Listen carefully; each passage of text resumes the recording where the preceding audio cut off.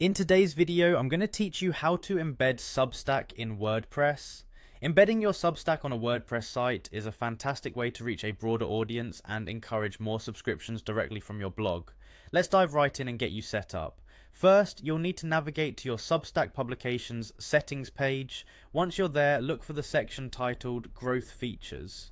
This is where you'll find various tools to help you increase your subscriber base. Among these options, keep an eye out for a unique HTML code snippet specifically for embedding your subscriber button. With the HTML code in hand, the next step involves heading over to your WordPress admin dashboard. This is the control center for your website, where you manage all content, themes, and plugins.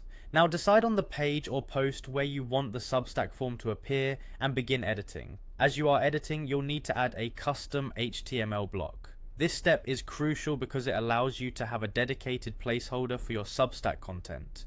You can do this simply by clicking the plus sign, which usually opens a block library. From there, search for custom HTML.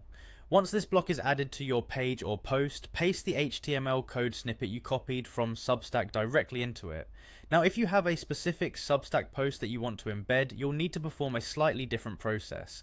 Begin by opening the Substack post you wish to share. On the right hand side there should be a share button. Click on this and you'll see various sharing options. Select embed from these options. This choice provides you with another HTML code specifically tailored for embedding that individual post. Copy this code just like before.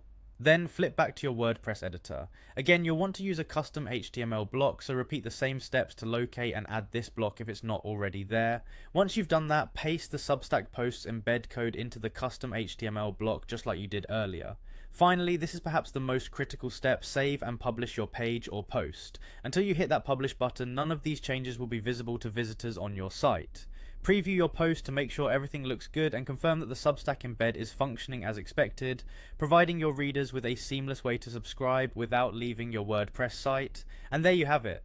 With these straightforward steps, you can enhance your WordPress site by embedding both general subscription buttons and individual Substack posts. This can significantly boost your engagement and expand your reach, so go ahead, give it a try and watch your subscriber count rise.